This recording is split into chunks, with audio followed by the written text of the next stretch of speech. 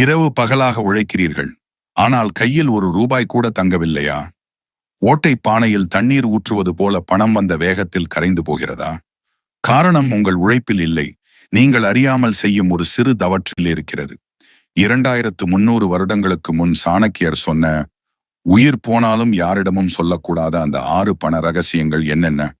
இதோ இந்த வீடியோவில். ஒரே ஊர், ஒரே தொழில். ஒருத்தன் மட்டும் குறுகிய காலத்தில் கோடீஸ்வரன் ஆகிறான், இன்னொருவன் நடுத்தெருவுக்கு வருகிறான். இந்த வித்தியாசம் எப்படி வந்தது தெரியுமா? ஒருவன் தன் உழைப்பை காட்டினான், மற்றொருவன் தன் வாயை காட்டினான். ஆம், நீங்கள் எவ்வளவுதான் சம்பாதித்தாலும் இந்த 6 விஷயங்களை வெளியே சொன்னால் நீங்கள் மீண்டும் 0 தான். அது என்ன ரகசியம்? ஸ்கிப் பண்ணாம பாருங்க. ஆம், நீங்கள் சரியாக குறிப்பிட்டுள்ளீர்கள். இதுதான் சாணக்கியர் கூறும் முதல் மற்றும் 3வது பண ரகசியத்தின் உண்மையான நிலை. இதை இன்னும் சற்று விரிவாகவும் சுவாரஸ்யமாகவும் பார்ப்போம். சோமு மற்றும் ராமு இருவரும் துணி வியாபாரம்தான் தொடங்கினார்கள் என்று வைத்துக் கொள்வோம். சோமு ஆரம்பத்திலேயே மிகவும் திறமையாக செயல்பட்டு நல்ல லாபம் பார்த்தான். ஆனால் அவனால் அந்த வெற்றியின் மகிழ்ச்சியை தனக்குள் அடக்கி வைத்துக் கொள்ள முடியவில்லை. ஒரு நாள் மாலை டீ கடையில் நண்பர்களிடம் பேசிக் கொண்டிருக்கும் போது, மச்சான், இந்த வாரம் மட்டும் எனக்கு 50,000 ரூபாய் லாபம். அது மட்டும் இல்ல, திருப்பூர்ல இருக்கிற ஒரு குறிப்பிட்ட மில்லில் இருந்துதான் நான் மிக குறைந்த விலைக்கு தரமான துணிகளை மொத்தமாக வாங்குகிறேன்.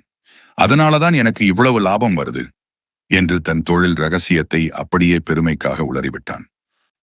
இதன் விளைவு என்ன தெரியுமா? அவனுடன் சேர்ந்து டீ குடித்துக் கொண்டிருந்த நண்பர்களே நேரடியாக அந்த குறிப்பிட்ட மில்லுக்குச் சென்று அதே விலைக்கு துணிகளை வாங்கி சோமுவின் கடைக்கு அருகிலேயே புதிய கடைகளை திறந்தனர். அவர்கள் சோமுவை விட குறைந்த விலைக்கு பொருட்களை விற்றதால் சோமுவின் வாடிக்கையாளர்கள் மெல்ல மெல்ல பிரிந்து சென்றனர். சோமுவின் தனித்துவம் பறிபோனது, லாபம் அதல பாதாளத்திற்கு சென்றது. ஆனால் ராமு மிகவும் சாதுரியமாக செயல்பட்டான். அவனுக்கும் தொழிலில் நல்ல லாபமே கிடைத்தது. ஆனால் யாராவது, என்ன ராமு,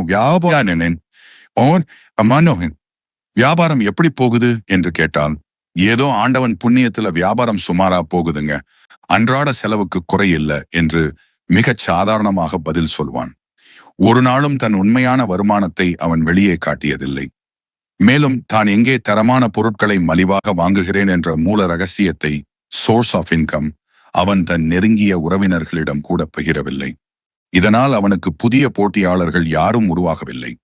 அவனது வியாபாரம் எவ்வித இடையூறுமின்றி அமைதியாகவும் உறுதியாகவும் வளர்ந்து கொண்டே இருந்தது. ரகசியம் 2, அடுத்த கட்ட திட்டங்கள்.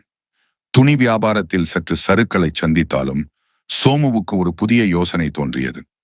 நமது ஊரின் மெயின் ரோட்டில் காலியாக உள்ள அந்த பெரிய மூளைக்கடையை வாடகைக்கு எடுத்து ஒரு பிரம்மாண்டமான ரெடிமேட் ஷோரூம் திறக்க வேண்டும் என்று முடிவு செய்தான்.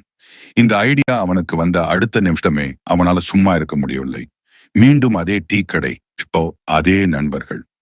மச்சான், அடுத்த மாசம் பாருடா, அந்த மெயின் ரோட்டு மூலக்கடையை நான் தான் எடுக்க போறேன். ஊர்லயே பெரிய ஷோரூம் அங்க வரப்போகுது, அதுக்கு அப்புறம் என் ரேஞ்சே வேற என்று பெருமையாக மார்தட்டிக் கொண்டான். இதை கேட்டுக்கொண்டிருந்த அவனது போட்டியாளர்கள், அவனது பழைய நண்பர்களேதான், சும்மா இருப்பாங்களா? சோமு சொல்வதை வைத்து அந்த மூளைக்கடை வியாபாரத்திற்கு எவ்வளவு லாபகரமான இடம் என்பதை புரிந்து கொண்டார்கள். சோமு பணத்தை புரட்டி கொண்டு அந்த கடையின் உரிமையாளரை சந்தித்து அட்வான்ஸ் கொடுப்பதற்கு முன்பாகவே இவர்கள் முந்திக் கொண்டு சென்று உரிமையாளரிடம் சற்று அதிக வாடகையை ஆசை காட்டி அந்த பெரிய கடையை தாங்களே ஒப்பந்தம் செய்து விட்டார்கள். மறுநாள் சோமு கடைக்காரரிடம் சென்றபோது, தம்பி, நேத்தே கடையை வேறொருத்தருக்கு வாடகைக்கு விட்டுட்டேன் என்ற அதிர்ச்சியான பதில்தான் கிடைத்தது.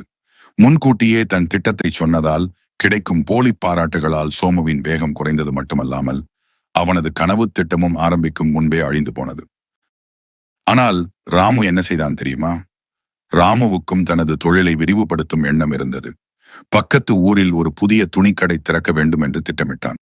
ஆனால் இந்த விஷயத்தை அவனது நிழலுக்கு கூட தெரியாமல் ரகசியமாக வைத்திருந்தான்.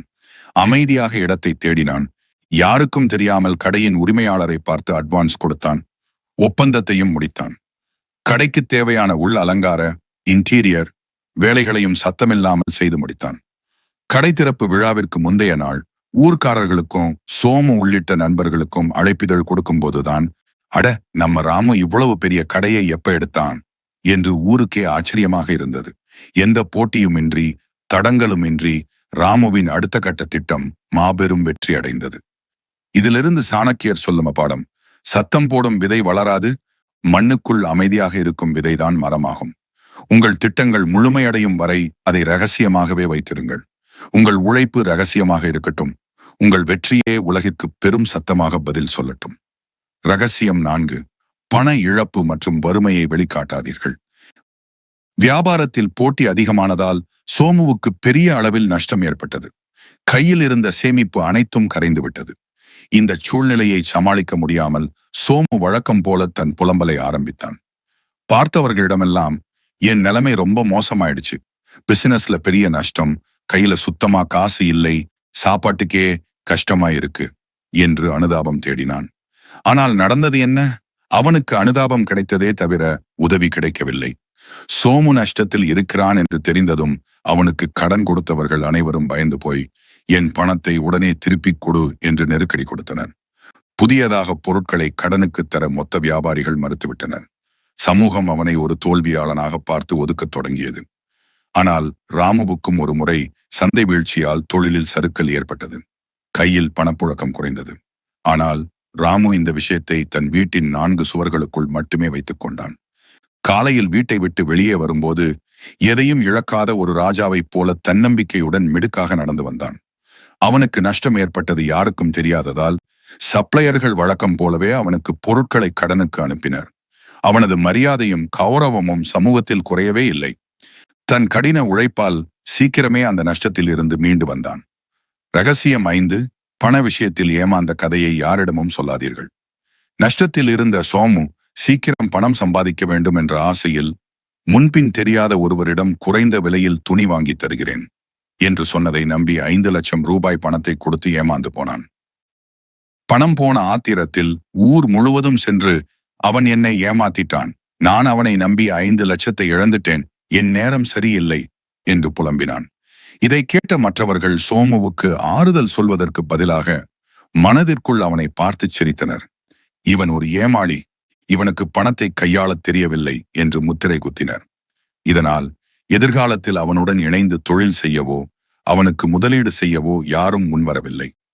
ராமுவுக்கும் ஒரு முறை ஒரு வியாபாரி தரமில்லாத துணிகளை அனுப்பி சிறிய அளவில் ஏமாற்றிவிட்டான். ஆனால் ராமு அதை வெளியில் சொல்லி கதறவில்லை. இது நமக்கு கிடைத்த பாடம் என்று அமைதியாக ஏற்றுக்கொண்டான். கண்ணாடியை பார்த்து, இனிமேல் வியாபாரத்தில் யாராலும் என்னை ஏமாற்ற முடியாது என்று தனக்குள் சபதம் எடுத்துக் கொண்டான். வெளியே அவன் ஒரு புத்திசாலி வியாபாரியாகவே வலம் வந்தான். அவனது பலவீனத்தை உலகம் அறியாததால் அவனது தொழில் மதிப்பு அப்படியே இருந்தது.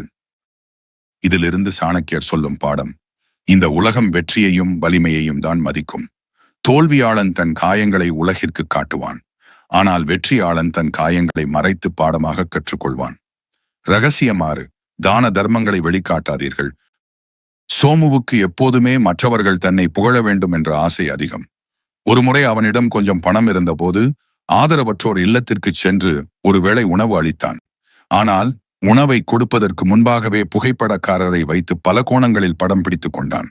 அந்த புகைப்படங்களை சமூக வலைத்தளங்களில் பதிவிட்டு, இன்று நான் 50 பேருக்கு உணவு அளித்தேன் என்று விளம்பரம் செய்தான். ஊர் மக்கள் அவனை பாராட்டினார்கள். வலைத்தளங்களில் நிறைய லைக்ஸ் கிடைத்தது.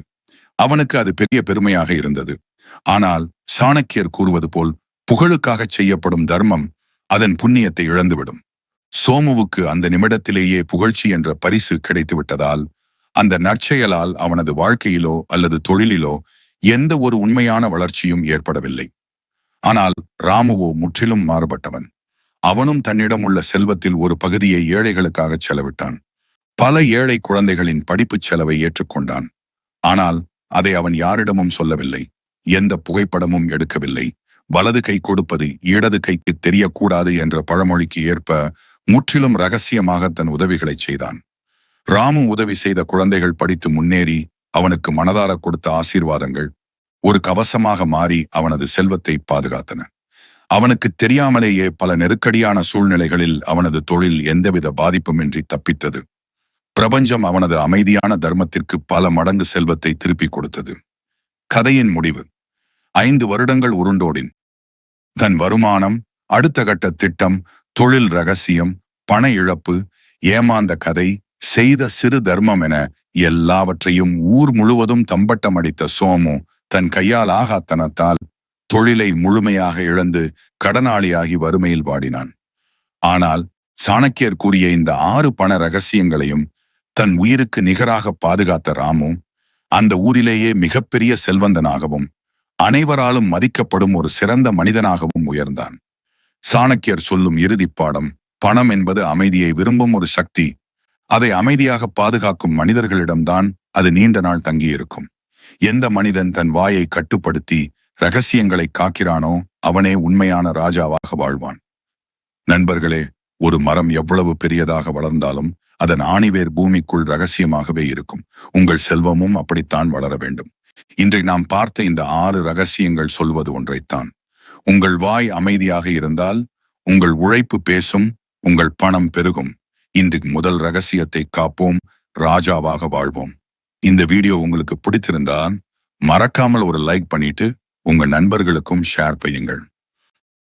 கடைசியாக ஒரு கேள்வி: இந்த 6 பண ரகசியங்களில் இதுவரைக்கும் நீங்கள் எந்த ரகசியத்தை வெளியே சொல்லும் தவற்றை செய்து கொண்டிருந்தீர்கள்? அல்லது இனிமேல் எந்த ரகசியத்தை உறுதியாக பாதுகாக்கப் போகிறீர்கள்? கமெண்ட்ல சொல்லுங்கள், பார்ப்போம். இது போல உங்கள் வாழ்க்கையை மாற்றும் பல பயனுள்ள தகவல்களுக்கு நம்ம சேனலை சப்ஸ்கிரைப் செய்து பெல் ஆன் ஐகானை கிளிக் பண்ணிக்கோங்க. அடுத்த வீடியோவில் சந்திப்போம். பணம் உங்களை தேடி வரணுமா? அப்போ முதல்ல கத்துக்க வேண்டியது எதை யாரிடம் சொல்லக்கூடாது என்பதைத்தான். உங்க கேங்ல எந்த ஃப்ரெண்டு எல்லாத்தையும் உளறிட்டே இருக்கானோ அவனுக்கு இந்த வீடியோவை உடனே ஷேர் பண்ணுங்க. இன்னும் இது போல நிறைய சீக்ரெட்ஸ் தெரிஞ்சுக்க மறக்காம follow/subscribe பண்ணிக்கோங்க. சோமு போல எல்லாவற்றையும் ஊருக்கே சொல்லி நடுத்தெருவுக்கு வரப்போகிறீர்களா? அல்லது ராமு போல அமைதியாக உழைத்து கோடீஸ்வரனாக போகிறீர்களா? முடிவு உங்கள் கையில். உங்கள் வெற்றி உங்கள் ரகசியத்தில் தான் உள்ளது.